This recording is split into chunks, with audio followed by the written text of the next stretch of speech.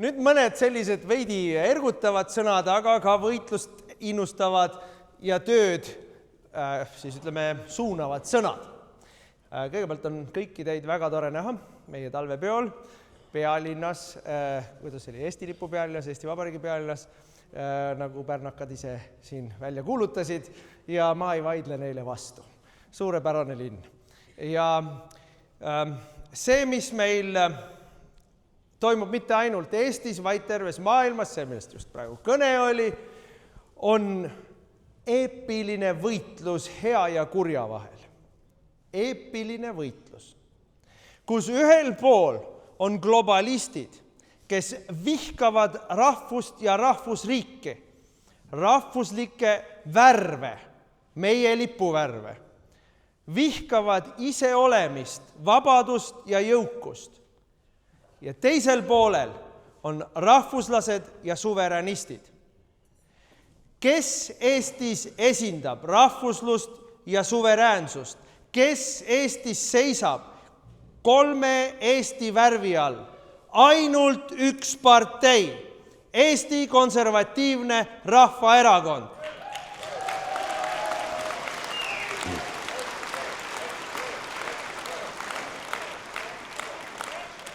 Aasta pärast on valimised. Eelmiste valimiste, natuke rohkem kui 3 aastat tagasi, meie valimiste loosung oli Päästame Eesti. Ja mis juhtus? Meil ei õnnestunud päästa Eesti, võimule tulid võikad, korrumpeerunud kaabakad, valetajad ja kaabakad, kes võtsid meilt ära kõik, mis on ilus ja kõik, mis on hea, ja hakkasid meile tegema poliitikaid, mis hävitavad Eestit. Nende esimene asi oli lörtsida ära abielu. Ei, veel esimesem asi oli võtta lastelt toetused ära ja siis võtta ära ka veel laste vanemate abielustaatus ja solkida see ära vikerkaare lipuga. Nende järgmine asi oli tõsta kõiki makse selle jaoks, et panna majandus kasvama. Nende järgmine asi oli tõmmata Eestis igal pool vardasse mingi teise riigi lipp. Need on Eesti vihkajad, kes on märatsenud Eestis alates sellest päevast saadik, kui hakkame jooma Kaja Kallas sai võimule. Need on Eesti vihkajad, aga Eestis on olemas jätkuvalt jõud, kes kaitseb eestlust, Eestit, meie põhiseaduslikku korda ja meie vabadust ja meie jõukust, ja see on Eesti Konservatiivne Rahvaerakond.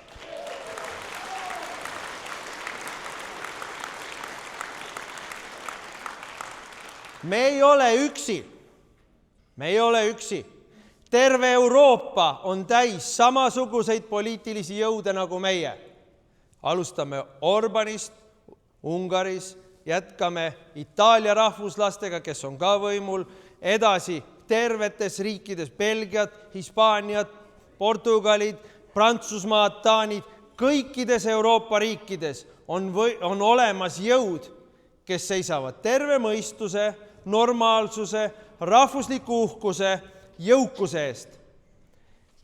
Kõikides nendes riikides kiusatakse neid taga, vähemalt sama palju, kui kiusatakse Eestis taga EKRE-t.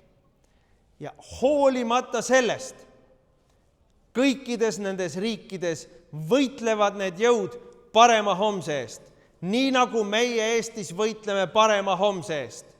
Meil ei ole lubatud väsida, meil ei ole lubatud tüdida, käega lüüa, sest kui me seda teeme, siis ongi lõpp.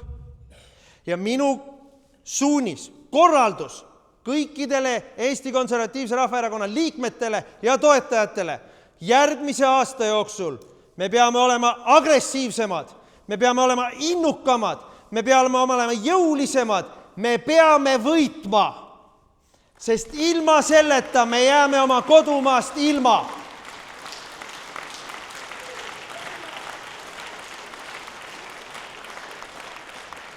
Kui meie ei võitle ja kui me ei võida, siis me jääme oma kodumaal, oma kodumaast ilma. Siis me jääme ilma sellest, et me saame ise minna poodi ja rääkida eesti keeles.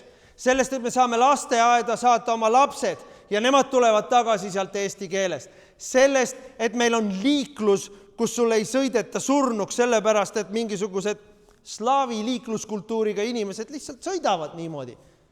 Me ei ole nõus, mida meiega tehakse ja me ei lase sellel edasi minna.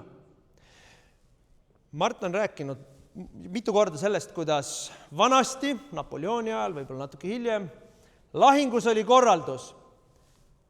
Tuld ei tohi avada ennem, kui sa näed vaenlase silmavalgeid. See aeg hakkab kätte jõudma.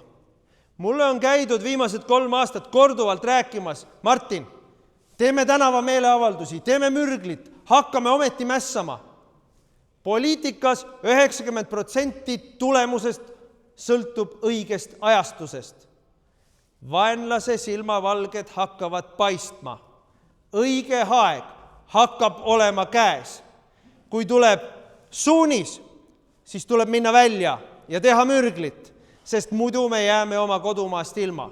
Mitte keegi teine peale EKRE ei kaitse eestlasi, eestlust, Eesti lippu, Eesti riiki, meie põhiseaduslikku korda, meie vabadust ja meie jõukust. On ainult üks partei, kes viib meid edasi heasse tulevikku. See on EKRE.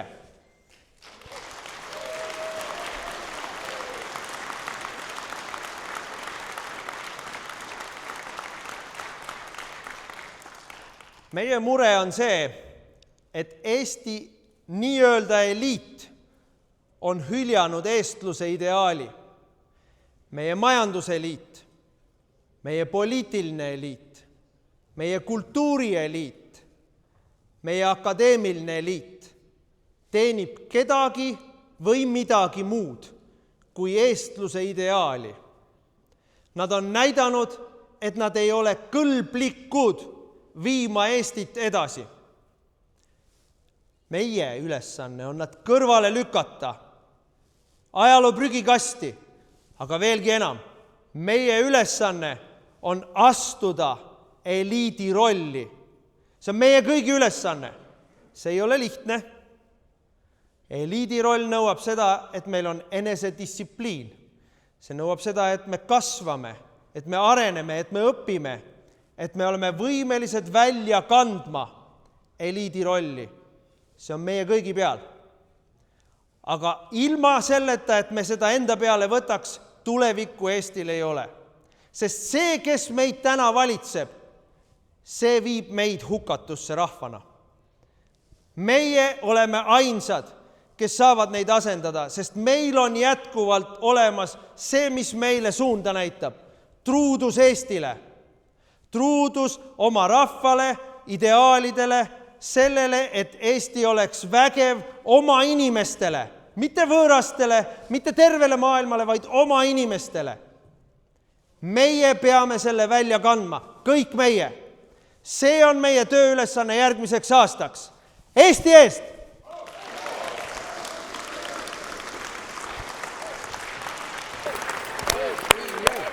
Eesti eest! Eesti eest! Eesti eest! Eesti eest!